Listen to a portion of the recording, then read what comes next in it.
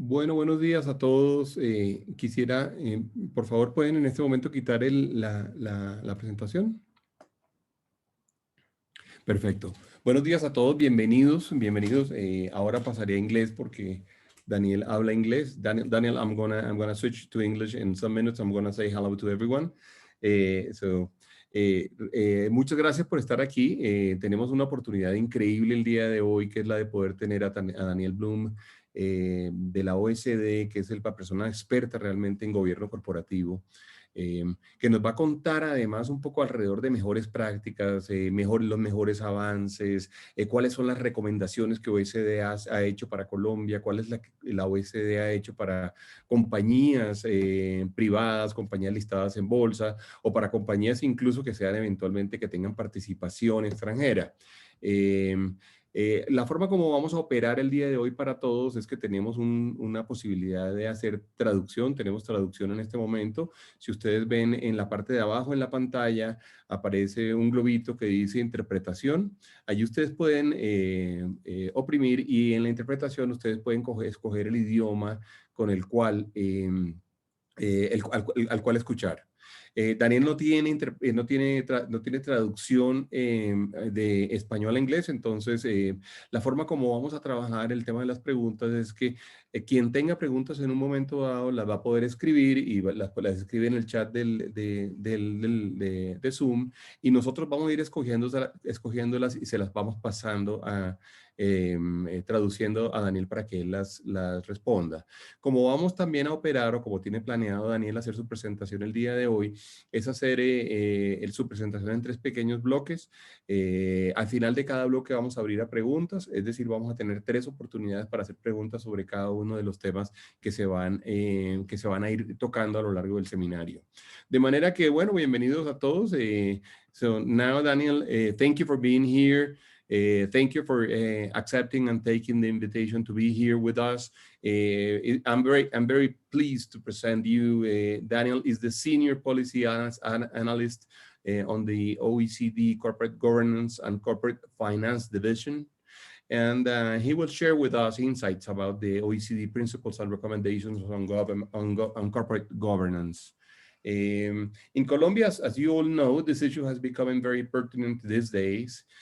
Since we have had recent cases where we have all stand up for good corporate governance practices, emphasizing on the relevance of constructing a transparent and reliable environment to favor long-term investment, sustainability, stability, and business integrity. So this is very important for us these days. So that's the reason why we decided to bring and to invite Daniel to have this conversation with us. We can agree, I'm sure, that this is a matter of everyone's interest, bearing in mind that companies have the responsibility to promote management-based integrity, advocate for the institutional framework, insist on fighting public and private corruption, and demand strict ethical and corporate governance compliance as the basic principle of administration. I'd like to thank Daniel again for spending this time with us. He's going to be with us at 1 hour. I'm convinced that understanding and implementing the corporate governance guidelines will allow us to, as private sector, to operate effectively, anticipate, manage risk, strengthen reputation, build trusting stakeholder relationships, access financing, protect the market value of our companies, and in general, maintain an ethical and transparent business activity. I invite you then to listen this intervention carefully, keeping in mind that this issue also gives us the opportunity to reflect on the best way to maintain the appropriate incentives in our companies so the performance occurs within a framework of checks and balances. And so I invite you, Daniel, to take the floor. The floor is yours. Thank you and welcome to this audience. We have more than 200 people already connected. I'm sure we're going to have more participants during your conversation. So please, Daniel, thank you. Well, thank you, Bruce, for the very kind introduction, and thank you to ANDI for inviting me, because it's an honor and a pleasure to be back with a Colombian audience. You you may not know, but I've worked closely with Colombia now on various corporate governance issues for nearly 20 years now. It started when Colombia started participating, and I think 18 years or so ago, in the OECD's Latin American Roundtable on Corporate Governance, when we already got involved with the Superfinanciera and other organizations, including the private sector. That certainly intensified when Colombia decided to apply to become a member of the OECD and through the accession process, because I was in charge of reviewing Colombia's framework for corporate governance as part of that accession review process. And as you know, Colombia passed the test, and we're glad to see them as a member now and continuing to participate quite actively in the OECD's committees dealing with corporate governance, which include the OECD's Corporate Governance Committee and the Working Party on State Ownership and Privatization Practices, which focuses on state-owned enterprises. So that's normally with the Superfinanciera participation in the Corporate Governance Committee focused on listed companies in the private sector. And then we have the Ministry of Finance participating in our Working Party for state-owned enterprises. And the private sector continues to be quite active, including Bruce has been in some of our meetings himself, I think, over the years. So I come to you with that context and knowledge, but I'm going to be giving a much more general presentation today, just to let you know what to expect. I've really divided the presentation into two parts. The first main OECD recommendation is on the principles of corporate governance, focused on, as I said, on listed companies, but also considered relevant for companies that are private companies or closely held companies. And then the second part of the presentation on the OECD guidelines for state-owned enterprises. And I'd like to stop along the way. I'm not a huge talker who loves to talk continuously for a full hour. So I'd much rather give you the opportunity to ask questions in the chat or Bruce to ask questions. So I'll stop at a couple of points in the present along the way. And Bruce, you can coach me if I'm taking too long. At any point, feel free to interrupt. So maybe we can go to the first slide, please.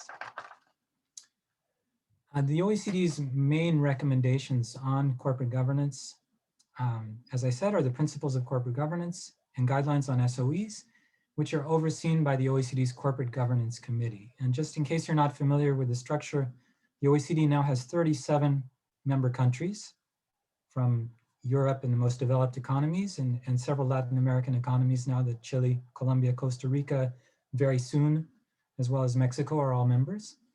The overarching objective of the Corporate Governance Committee is to contribute to economic efficiency, sustainable growth, and financial stability by improving corporate governance policies and supporting good corporate governance practices. Beyond this general mandate, I think Bruce has already summarized very well the many benefits of corporate governance to company performance, integrity, and other aspects. So I won't go into the details of the why corporate governance is important, but more what we will try to achieve through it. So if I can move to the next slide. The principles have been around for quite a while now. They were originally issued in 1999. That came after a kind of a global financial crisis, the Asian financial crisis, where problems of corporate governance were seen as one of the root problems that caused all of these emerging Asia tigers to collapse in their economies. And so there was a big global move to try to develop a global standard for corporate governance, which the OECD issued by consensus of all of its members. And it quickly became known through our regional roundtables on corporate governance and other means as the global benchmark, which were endorsed by the Financial Stability Board and ultimately by the G20 as well, as a standard not just for OECD countries, but for that is directly applicable to emerging economies as well. The World Bank uses these principles of corporate governance as their reference point for any country reviews they do dealing with corporate governance. The FSB also does peer reviews, and the OECD does thematic peer reviews to support implementation. So far, we don't revise these principles very often, but we've done it twice so far, in 2004 and in 2015. Now, with the current COVID pandemic, there may be new reasons to take a look at the principles and consider possible new revisions. And I'll get to that in the later part of my presentation after I go give more details about the principles. So the principles' main chapters are ensuring the basis for an effective corporate governance framework, which was really about the enforcement framework, ensuring that the rules are enforced, the rights and equitable treatment of shareholders and their key ownership functions. The third chapter was a new chapter created in 2015 version of the principles on institutional investors, stock markets, and other intermediaries, recognizing the growing complexity of institutional investors, proxy advisors, and others in the voting chain. The fourth chapter on stakeholders in corporate governance is also getting increased attention because of the focus on climate change and environmental issues, as well as social issues related to gender diversity on boards. The fifth chapter on disclosure and transparency is quite a detailed chapter, as well as the sixth chapter on responsibilities of the board, which is where you really get to the core of the responsibilities that are key to ensuring that corporate governance is practiced effectively. So those are the 6 chapters. Next slide, please. After going as input to the 2015 version of the principles, and since then, the OECD has been focused on doing comparative studies, which Colombia also participates in, on different thematic issues. And I think looking at the list here, these are the 8 comparative reviews which compare all OECD and G20 countries that have been carried out by the OECD over the last 10 years on board practices, the role of institutional investors in promoting good corporate governance, related party transactions, ensuring that they're carried out effectively without abuse of minority shareholder rights is another key priority. Ensuring that you have effective boards through good board nomination and election processes has been another priority topic of the committee. The 5th is on supervision and enforcement. A 6th area, which was particularly highlighted during the financial crisis, 2008, 2009, was the poor risk management practices of companies. And so this has gained particular attention, how to improve risk management practices. A more recent review has been on proportionality and flexibility in corporate governance, which is promoting more flexible frameworks of regulation to try to facilitate use of the markets, stock markets, for raising of finance in corporate governance. And the last most recent review, and there's this particular specific chapter on Colombia in this review, on the duties and responsibilities of boards and company groups, because company groups have become of growing importance. So that's just a list of, I would say, if you had to look at what are some of the key issues or priorities of the committee, because the principles cover many, many different details, but these could be highlighted as some of the key priorities of the OECD for corporate governance. Next slide, please. So what are some of the global trends and challenges to corporate governance frameworks that the principles attempt to address? I mean, one very important trend has been the decrease in public listings, many companies going private. As a matter of fact, according to our most recent study of data across the globe, there have been more than 23,000 companies around the world that have delisted from the stock markets globally since 2005. This has not been matched by new listings, so there has been a net loss of listed companies with instant direct access to public equity market financing. So that's been an important trend, and a lot of the focus recently on more proportional and flexible frameworks for corporate governance have attempted to counter this trend, because we see the use of equity finance in stock markets as a very important, critical, really, complement to bank financing or bond financing for economic growth. Because particularly when you get in a period like now, when bank systems and bond systems are likely to be under stress because there's very high leverage of debt in the economy, equity finance can be kind of a safety valve or a release to raise financing in a way that other finance sources may dry up if we get into if the crisis continues to deteriorate in some way. The growth of intermediaries is not, just staying with the same slide, the growth of intermediaries, right there, yeah, that's perfect, is another trend where institutional investors have taken a growing importance in the markets. And because they own so much and the markets are so complex, they farm out much of what they do to proxy advisors. So this is added to the complexity. To counter that complexity, many of them invest in indexes or electronic traded funds. There's a lot of high frequency trading, and all of this sort of creates incentives for institutional investors and shareholders to be less active. So there's been kind of a strain or a stress or difficulty in getting institutional investors to play the role they need to ensure the appropriate checks and balances of corporate governance because of these trends towards these types of trading programs. Stock exchanges also have become, most stock exchanges in the world now are listed on their own markets.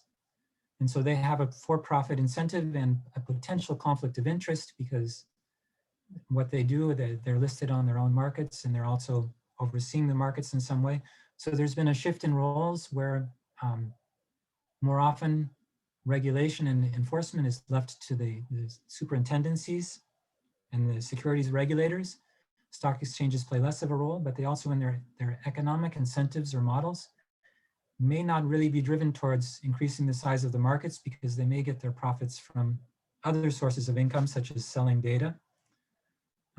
So incentives may not be aligned to really have healthy, thriving stock markets.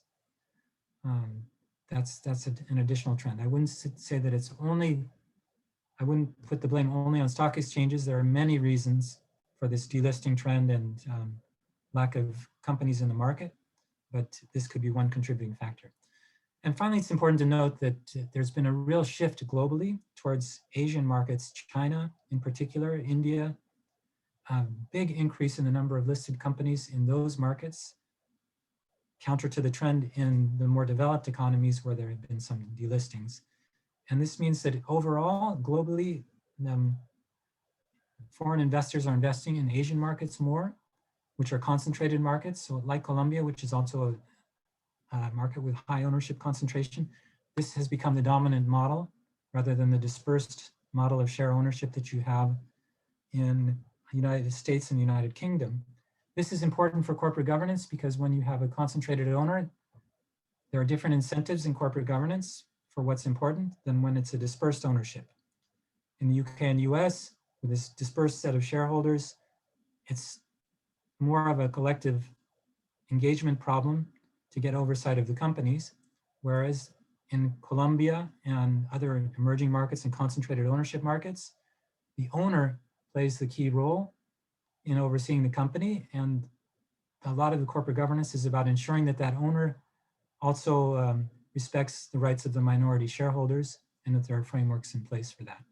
So the Principios tries to address both of those models. I think that could be a good spot to stop to see if there are any questions so far, Bruce, if you like. What I have after this is more details on the individual chapters of the Principios.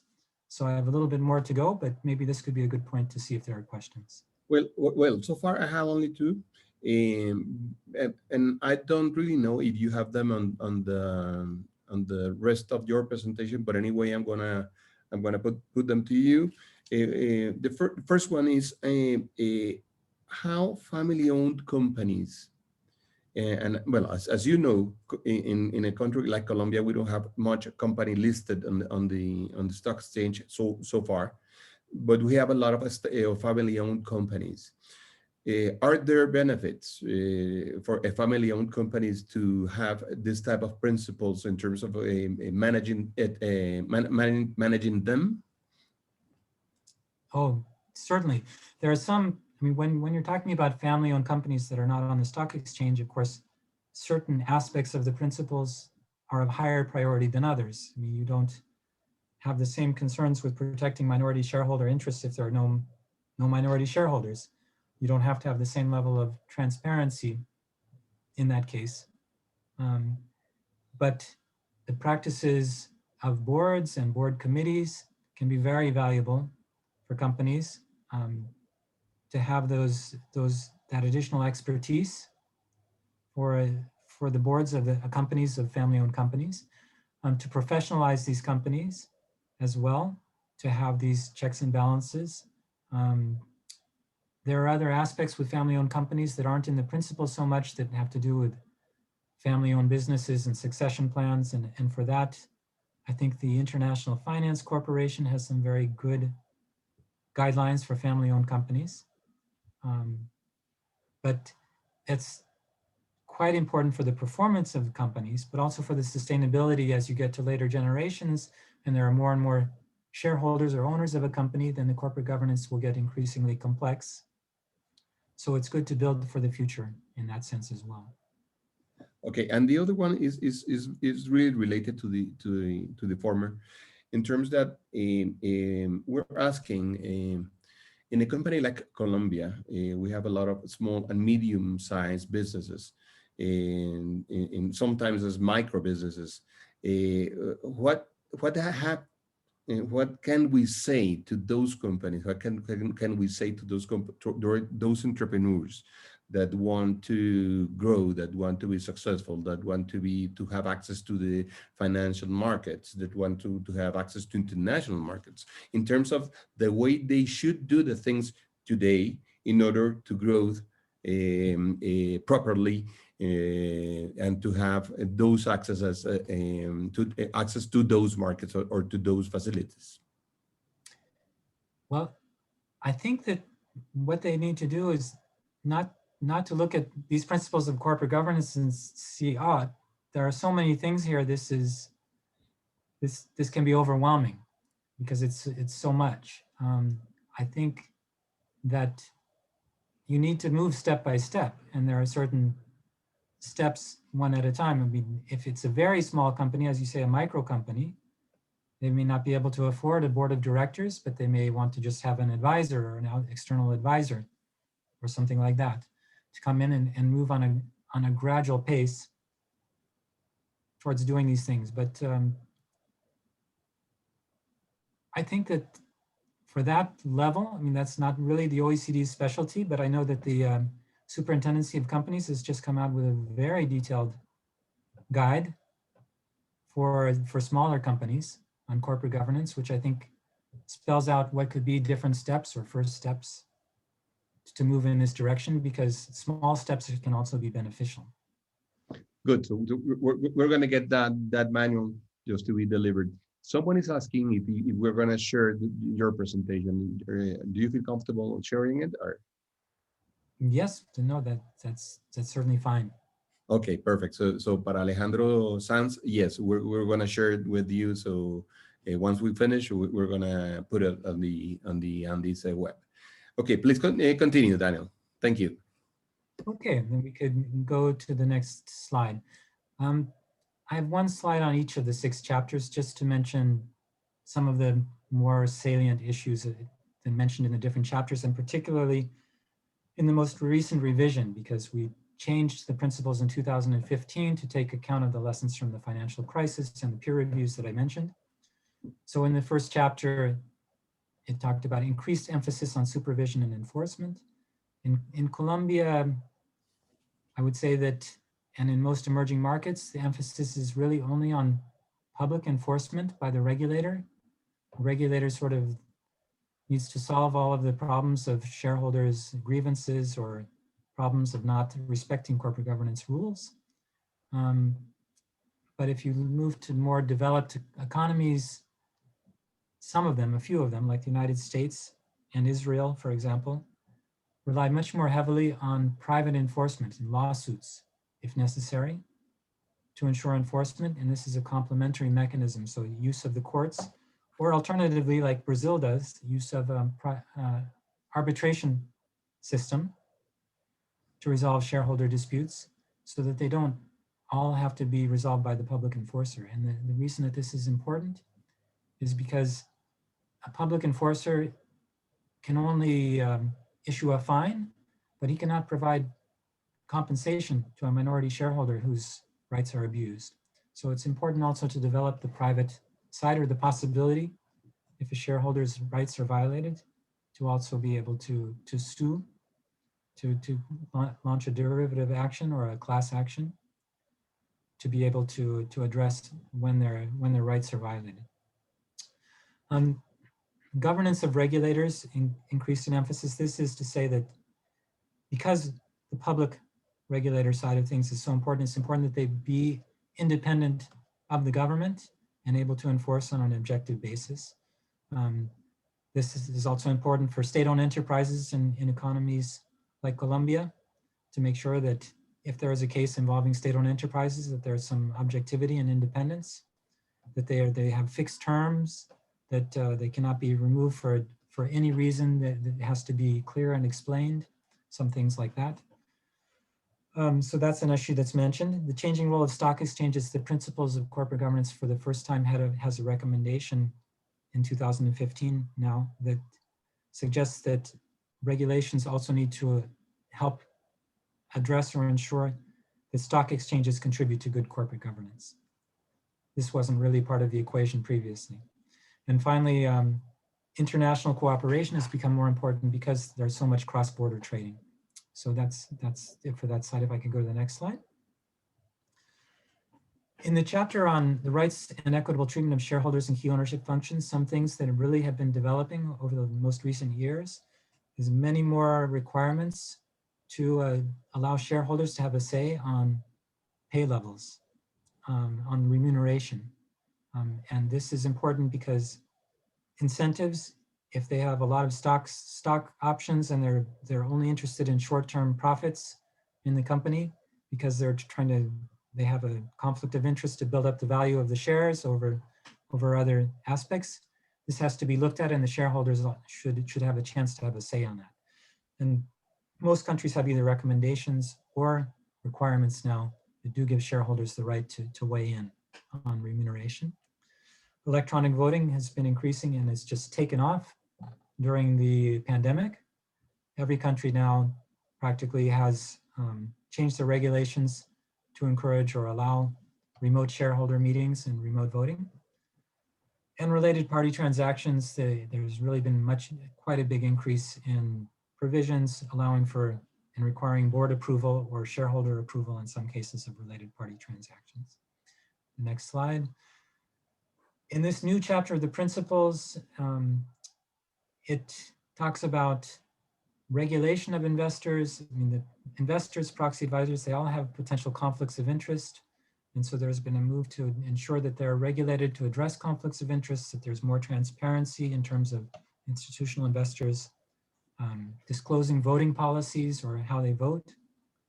And there's also complementary voluntary stewardship codes in many countries that encourage institutional investors to act responsibly. So there's been a big focus on trying to incentivize or encourage the role of institutional investors through disclosure, through codes and other measures. There's an acknowledgement of the fact that many companies are listed in many different markets at the same time in an effort to try to harmonize or ensure that such companies don't have to comply with different standards in every jurisdiction they're in, that a single standard will be recognized that's consistent with the OECD's Principles of Corporate Governance. And proxy advisors are also referenced in the principles. So the next slide. For stakeholders, there were not a lot of changes in this chapter. There's now a reference to international conventions and norms recognizing the rights of employees to information, consultation, and negotiation, an extension of whistleblowing provisions to the competent public authorities, and reference to national contact points to ensure responsible business conduct, which Colombia also has. So there's that. Disclosure and transparency, there were some new requirements there or new mentions. There's a provision calling for the disclosure of and encouraging a split between the CEO and the chair of the board. To have independent audit regulators has been a movement.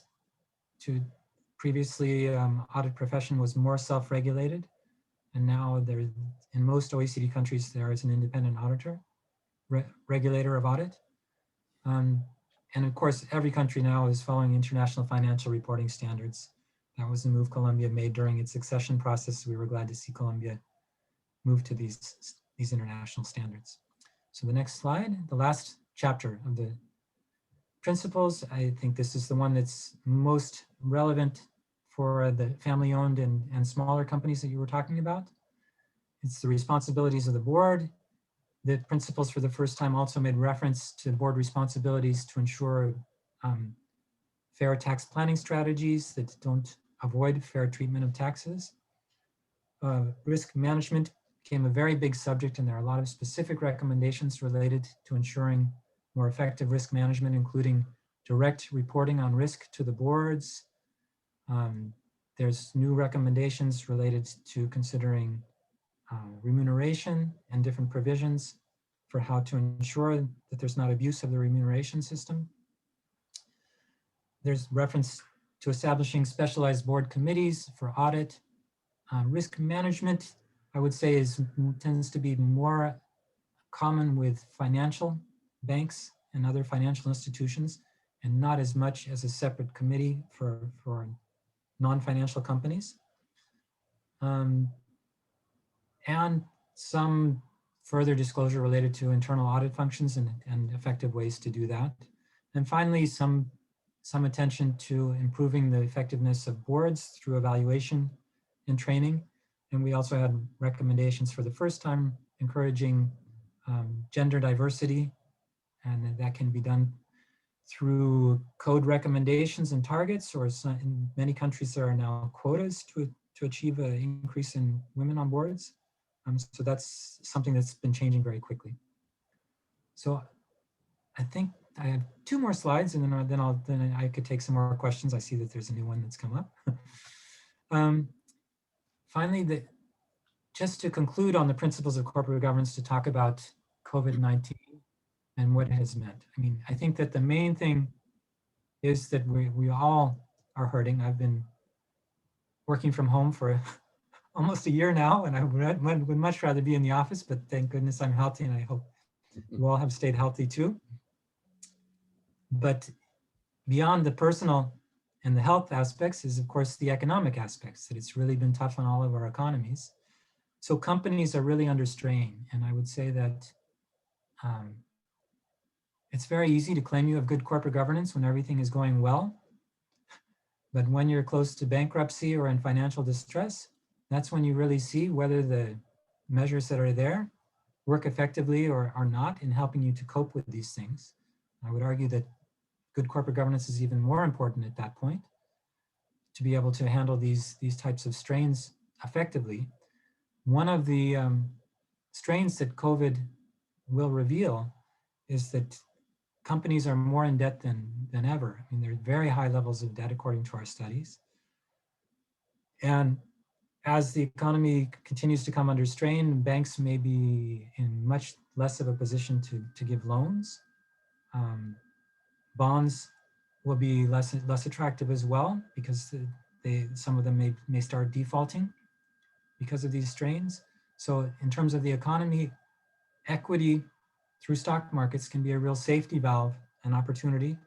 During the last crisis, IPOs increased, the money raised from IPOs increased dramatically during the last financial crisis, and based on our data so far, there has been an increase just during the last year also in initial public offerings, because when debt and bonds start to dry up, then equity becomes an alternative. So when we look at corporate governance policy, part of it is about trying to facilitate access to the markets. And that means having proportional and flexible regulations that avoid making it too burdensome. It also brings a particular focus on the duties and responsibilities of boards in times of crisis. I'll talk more about ESG risks in just a moment. And a last element that's certainly been obvious during this period is the changes in corporate ownership and institutional investors. So my last slide for the principles is coming next. Just to go a little bit more into the duties and responsibilities of boards in times of crisis, since the onset of the pandemic, corporate boards have been under intense pressure, as I was saying. This has resulted in some cases of shareholders suing companies and directors for not properly disclosing the pandemic-related risks and their impact. So there's a pressure to be more transparent. Common issues have been inaccurate or misleading disclosures, stock price manipulation, insider trading, and non-compliance with emerging health regulations. So boards are under increasing strain. In addition, boards have been subject to challenges in several other areas, including executive remuneration, digital security, and insolvency. So these seem to be the issues that we need to take a closer look at in this period and see how they play out. In terms of environmental, social, and governance risks also, this seems to be getting more and more attention because of the health crisis that has increased the emphasis on the social side of things. There's also been a real movement towards trying to somehow harmonize globally how we look at these issues, because one of the problems we have now is that there are many different types of reporting standards for how you can comply with environmental, social, and governance risks. And so it's very hard to compare companies because depending on which standard they're using, each standard has its own set of criteria. And so one company may perform very poorly on one index and not on another, and perform very high in one index and very poorly in another. And it's very hard to tell who is performing well and who is not on ESG. So there's some move to develop a more common reporting mechanism to ensure consistency, comparability, and verifiability. And that's something that the OECD will be looking at more carefully in the coming period, I would say. So that's, to conclude, my highlight of the landscape on corporate governance as of today, and I'm happy to take more questions. Yes, we have a lot of questions, Daniel. So maybe I don't know if we should go one by one, or you want to take several at the same time. You tell me. Why don't you try 2 or 3, and I'll see if I can keep them in my head. Okay, okay. Let's do then 2. We have one on the chat, and Gloria Arango is asking how from the OECD has been evaluated the participation of women on the boards and on the high management of companies. Are there any recommendations from OECD regarding women participation on the administration and on the boards? This is one. And the other one is from Guillermo Trujillo. He's saying, what should be the independence of members of the board vis-a-vis the administration, the management? And he's asking from the public companies, well, we say here public, state-owned companies and private companies. So why don't we take these two questions? Okay, yeah, I think I can keep those 2. Thank you. You made it easy for me with just 2. On the women in boards, well, the OECD principles recommendation is not a hard recommendation. It says that countries and companies should consider ways, well, first they recognize that gender diversity is important for diversity of thought on the board. The diversity of all kinds, not to have too many old members, can be diversity of ethnicity, can be many types of diversity, but including women, can help to ensure that you have different ideas or thoughts brought to the board. So it's encouraged. And then it says that voluntary targets or quotas or private sector initiatives are all things that could be considered to try to move companies in this direction. I would say about half of our members have established these types of quotas or targets, and the other half haven't. And there's no consensus on what is the better method for this, whether you keep flexibility or not.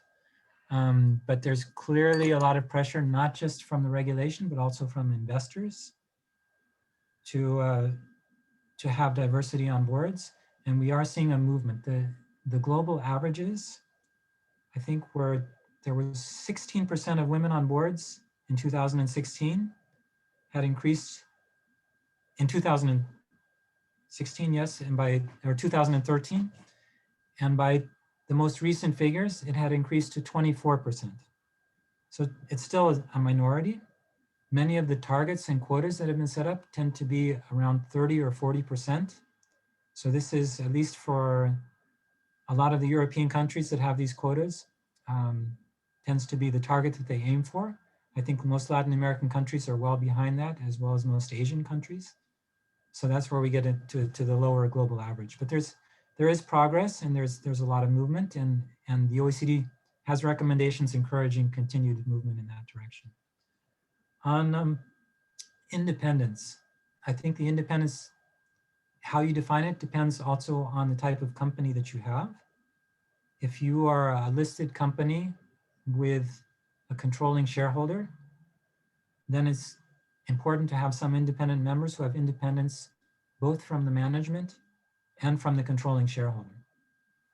When we're talking about family-owned companies or smaller and medium-sized companies that don't have minority shareholders, but just have a small group of shareholders or very few owners, the independence, I would say, would be defined as being independent from the family or and independent from the management. And we're not saying that all board members need to be independent, because it can be a balance. I mean, it's important to have management. When you have a one-tier board, it's important to have some managers in the board as well. So you need everything to get the full picture. The value is having that exchange. Okay, good. Maybe I should tell you that the last ANDI's poll showed that in Colombia we have 25% of women participation in terms of boards and high management, which maybe is going to be reflected in your in OECD poll. Yes, we'll be coming out with a OECD corporate governance fact book in a couple of months with new updated data. And I should have looked at Colombia's numbers before I got into this call, but that's higher than I realized. I think that you're higher than most countries in the region. Okay, well, you didn't look. I told you so. So you so you don't have to punish yourself about doing so. Okay. I have some others. Santiago Duque, and it is in English. You mentioned a rising risk in terms of cyber security. In that area, data privacy is also a major risk. Companies have been forced to further dive into digital economy, and personal data use has been identified, sometimes without the proper controls and protections. What is your perception on increased relevance of data privacy compliance in terms of corporate governance? Well, it's become very complex because you have different data protection requirements in different countries. If you're an international company and you have to operate in Europe at the same time as the United States, and they each have their own data privacy laws. So it is indeed complicated. It seems that people need expertise, and that therefore it's a good idea to have somebody with this kind of expertise on your board of directors, because it's certainly a key, and digitalization, especially now with COVID as well. Companies are using digital in their models more and more, so that's important to have that kind of expertise, or consider how it fits in your business model, not just for security, but also for business reasons. So yes, I think I need to be brief because I see we only have about 15 minutes left, and I have another last piece of the presentation on SOEs, but I can answer one or two more questions. Okay, good. Johnny Jesus Mendoza asked, and this is important, Daniel, because as we understand, corporate governance is a way to have ethic and transparent behaviors in companies. So his question is interesting because he's saying that criminal responsibility for companies in Colombia is very limited vis-a-vis corruption. In that sense, what experiences can you tell us you see as are interesting experiences in other countries that maybe allows just to fight corruption, well, regarding this specific issue? Yeah, that's a complicated issue. I mean, there are different aspects of this. One aspect is even moving beyond the criminal aspects of it and whether they're liable or not. It's so important for the company's reputation. When a company is under investigation, you lose, and if it's in the stock market, it loses value very quickly. It can be very bad for business. And if the company actually gets prosecuted, even if individuals are not individually liable, the company may be subject to Foreign Corrupt Practices Act or other things that may require quite extensive sort of, I'm looking for the word, kind of plan of recovery to ensure that they're clean in the future. It can be very expensive for the company. So it's really very much a part of the risk management to try to ensure compliance and avoid dangers to the sustainability of the company for many reasons beyond just the criminal liability aspect of it. Good. If you want, maybe you can continue and I'll take the other questions for the last part. Okay, sorry, I couldn't get through all of them quite so quickly, but yes. So I think I only have 6 or 7 slides on this last part, so I'll try to be briefer. But the second main OECD recommendation is guidelines on corporate governance of state-owned enterprises. I should add, especially since we've just talked about corruption, that the OECD also just issued a second recommendation for SOEs related to anti-corruption and integrity, which you can find on our website. I'll give you the link at the end of the presentation. But due to lack of time, I did not present on that particular recommendation. However, these guidelines also broadly deal with these anti-corruption issues. These guidelines, like the principles, are known as the internationally agreed benchmark. There's no other universal or global standard for corporate governance related to state-owned enterprises. And they're mainly addressed to the governments as owners, not as much to the SOEs, but they can be of value to the SOEs themselves. But it's through the governance carried out by the government that it gives a big picture of whether these companies will be well run and well managed by what they do as owners. These recommendations are at a very high standard level. The OECD members probably don't comply with every single one of its recommendations. They're aspirational in nature, and they're more kind of a guidepost or ambition for reform that continues to guide countries even now as they try to move closer and closer to the model. They're legally non-binding, but every OECD member has signed on to them, has made a commitment to follow them to the extent that they can. And they're not limited to OECD members. They also can be applied. Other countries can adhere to them. Colombia is, of course, an adherent as a member. So the next slide. The guidelines embody a shared vision, which is that the general public is the ultimate owner of the state-owned enterprises. That is to say that even though the minister or the government itself may be carrying out the functions as the owner, they're doing it on behalf of the public, which can be seen as equivalent to the shareholders of a private company. So really this is why these guidelines are out there, because they're trying to ensure that these state-owned enterprises are not run for the political benefit of a particular party, but for the good of the public as a whole. So they have concrete recommendations on how to manage ownership responsibilities to help make SOEs more competitive, efficient, and transparent.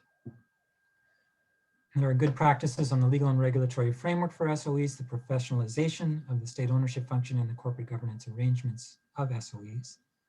And as I already mentioned, they set a high level of aspirations. We can go to the next slide. What are some of the problems or issues that the guidelines try to address? In some OECD countries and most emerging economies, the state is the largest single enterprise owner. Privatization is often not an option, and in many countries, the state-owned enterprises are the largest companies in the country, such as we have with Ecopetrol in Colombia. So they're the important companies in the economy. Too often, SOEs display major governance failures in the form of unclear objectives, excessive politicization, weak accountability, as well as outright corruption. And these governance failures can deter investment and raise red flags regarding the costs and risks associated with doing business, especially if there's a weak rule of law. So corporate inefficiencies also have major fiscal, macroeconomic, and structural impacts. And the government counts on these SOEs for revenues, and if they're poorly run, they don't have the revenues, and it puts the country and the government in a poor fiscal position. They're also very important for key sectors, so they have an impact on competitiveness and an impact on day-to-day lives of citizens.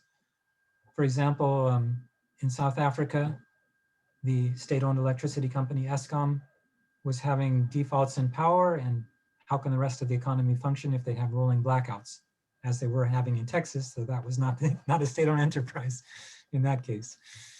But yes, so here I've just put the 6-7 names of the chapters in Spanish for you in order to save time. I won't go through the names of the chapters, give you a moment just to focus on them, but dealing with ownership, transparency, the role of the boards, and ensuring a competitive level playing field, ensuring an effective role for the state as owner, and developing a kind of a state ownership policy are the main lines of thought in terms of the guidelines. So what are the main priorities of the guidelines? First, that you have a rules-based environment. SOEs should be subject to the same rules and regulations as other enterprises. They should compete on a level playing field with private enterprises and not distort competition. This is with fair competition, you have much better prices, much better performance. So that's one aspect that's important. Second, it's important to reinforce the ownership function.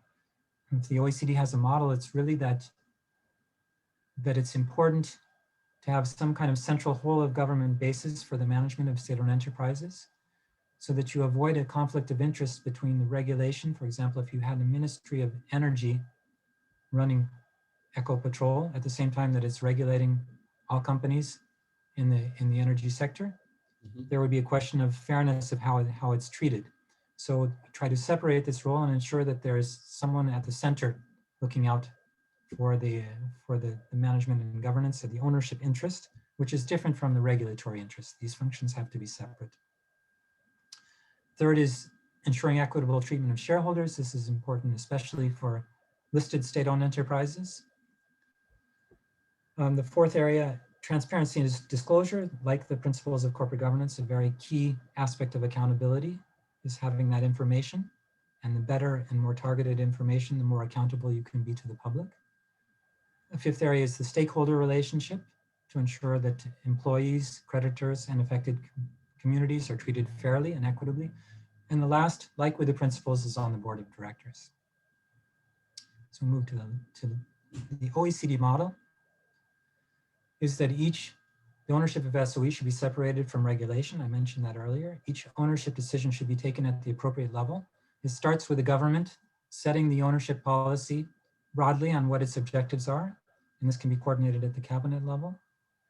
It then, typically you have an ownership unit like you have in Colombia with the Ministry of Finance Directorate for state-owned enterprises, to define the objectives for individual SOEs and monitor performance. From there, the state appoints the board members, and we try to give the board some autonomy so that the state does not interfere in the day-to-day business of the SOE. And the board has professionals with professional and business backgrounds, preferably, can help run the company by approving the strategy and monitoring management. And finally, you have management running the company. In that case, it can be very important, and I think this is not the case for every Colombian company, SOE, that the board is the one that has the authority to hire and fire the CEO of the company, so that they have some authority and can manage, help oversee effectively the company.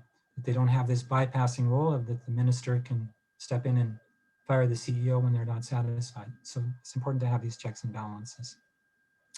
On the side there, it says that there's independence of regulation, and that's what I mentioned earlier. These roles that I've just mentioned on the left have to be carried out with independent regulation, completely independent of these other activities. So that's the end of that slide. Next slide. I just wanted to mention that in terms of Latin America, we have the Latin American State-Owned Enterprise Network that meets, and we have many countries active in the region that are all working actively to implement these guidelines. I think almost all of them have carried out reforms, have carried out reviews against the SOE guidelines. Colombia did it prior to the accession process and during the accession process, but also Argentina, Brazil, and Chile have all carried out these reviews, as well as Costa Rica. So they're having quite a big impact, and there is definitely a trend, not only in OECD countries, but in Latin American countries, to try to take these recommendations on board, to centralize and strengthen the coordination of SOEs. I would say Mexico is one of the only countries that clearly doesn't follow that, whereas others are gradually strengthening their coordination functions. So you see at the bottom the link to the guidelines. I think that's, my time is probably almost up. So I can conclude with that, and thank you for the opportunity to present. No, thank you, Daniel. Very interesting. I'm going to take some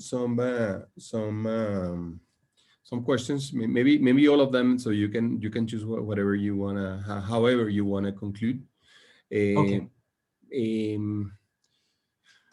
There's one saying that what a recommendation for Colombia on legal uncertainty. Dice Hugo Agudelo. We have 4 different courts, each with their own opinion on the meaning of the standard. That's one. The other one is how transparency agreements really help the corporate governance, and how those do them help prevent corruption. The other one is, let me just look at this. Look at this. I have another here because I have 3 ways of getting questions. What will be the recommendation for local boards in countries like Colombia in terms of ESG standards? The other one is, given the fact that you have analyzed Colombia, how do you feel Colombia's standards or regulation fits the OECD best practices? The other one is, what is the biggest challenge of a family business to implement a corporate governance framework? Are there new guidelines regarding re-election and term limits for independent directors? I think they're talking about boards, independent directors. What other tools besides the stock options are useful to align interest between managers and shareholders? Well, you have many now. Daniel, we have insisted on the importance of increment the diversity of gender in the boards. We have worked on this with ANDI and CESA, what OECD is doing in that respect. Okay, those are the questions we have so far, so you can maybe conclude with this, Daniel. Thank you. Okay, well, I don't think I'll be able to answer all of them. Some may be a little bit too technical and specific to Colombia for me to be able to really answer satisfactorily, I'll admit, but ones that I could mention in particular. The question on transparency agreements, I think perhaps this is talking about agreements with shareholders.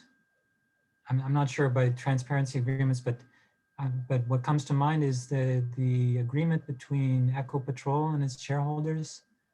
Well, I think this is regarding I don't know, like a transparency principles that maybe every manager should sign in terms of we're going to behave in this and this way, and maybe good. Yeah. Mm-hmm. Okay, disclosure agreements. Yes, those are very important. I mean, I think that most countries have these kinds of requirements in place that you disclose your ownership interests, so that you know when there are conflicts of interest, and then you should be required to abstain from voting when you have a conflict of interest. So that's very useful for helping to ensure against corruption, just because once you get rid of the people from the decision on conflicts of interest, it can be of assistance. So that's important. In terms of, I think the question that I feel best qualified to address is, you asked the question about how Colombia, where Colombia stands in relation to other OECD countries on its SOE governance. I think the first thing to mention is that when we did our review, we only looked at the national government. We did not review local governments. So we did not review EPM or what was going on with EPM in particular. But what we did review was the national system, and Colombia made major improvements during the accession review process by strengthening its oversight of the Ministry of Finance Directorate, by establishing an ownership policy with more transparent expectations, by getting, they had something like more than 20 ministers serving on boards of directors that no longer serve on the boards of directors. So it's less political in that sense now, in terms of the management of the boards. There are regular reports now issued on the performance of state-owned enterprises. And these are all good practices that not every OECD country follows, but many do. And Colombia is, I would say, is in the top half of the countries in adopting all of these practices. But there still can be things in the day-to-day carrying out where Colombia could still improve. But in terms of our review, they passed our test and that they made major improvements. So I would say that they have a good framework. Now, how they apply it from day to day, that's something that you always have to keep an eye on. And that's why the transparency is so important, to be able to keep the focus on what's important. And that's where the ESG standards also come in as being important. Because if the standard is not just on the financial performance, but also how they perform against public policy objectives. So it's very important to have this transparent setting of targets and performance against targets, which is probably something that every country, including Colombia, could improve upon. In terms of independent directors, there's no specific recommendation that in the OECD principles saying that you shouldn't be considered independent after a certain period of time, but many countries have regulations. If you look at in the OECD corporate governance fact book, which you can find online for free, you will find that there's a table there which reports on how all of the OECD countries and G20 countries regulate this question of independence. And you'll see that many countries have requirements that after a certain number of years, it could be 10 years or more, the director should no longer be considered independent. So I don't think I hit every single question, but I know that we're over time, so probably I should stop there unless you think you want to point me towards something, any last issue or point. Well, there are two. Yeah, and Marcela Hernandez is saying, regarding anti-corruption rules or regulation, how do you see your country vis-a-vis the other members of the OECD? And the other one is how to ensure the application of the guidelines on administrator responsibilities while there are different local regulations on this matter. Maybe you already touched the issue when mentioned that you didn't, at that time, you didn't look at the local regulations, but anyway, Catalina Chaparro is saying this. Yeah, no, I think I wouldn't really be in a position to be able to comment specifically on the differences in the local regulations, or to really, we haven't done an assessment of Colombia on the anti-corruption regulations in the work that I do. There is a committee on anti-corruption and bribery of the OECD that carried out a separate review, and I'm sure that report could be found, but I wouldn't want to say something stupid on that topic since I wasn't responsible for that review. And Colombia's accession process occurred before we issued the guidelines on anti-corruption and integrity. So we also didn't carry out that review. But in terms of the corporate governance framework, what's important are good audit systems, internal audit, some independence in terms of an audit review board that can check for compliance. And then finally, having the effective and robust systems of enforcement in the public enforcement system and the court system, it all fits together, but I couldn't assess Colombia particularly on that. Well, Daniel, thank you very much. Thank you very much. I think everything you have said is very useful for us. It's also very useful to have the chance to talk to you and to talk directly to OECD. This is one of the, I think, advantages of being part of the OECD. So, and thank you all the audience for your interest, for your questions, for everyone is asking me just for the presentation. So this is something we're going to share at andi.com.co, our website. So please go to that side, and so once we have it on PDF, we can share it with you.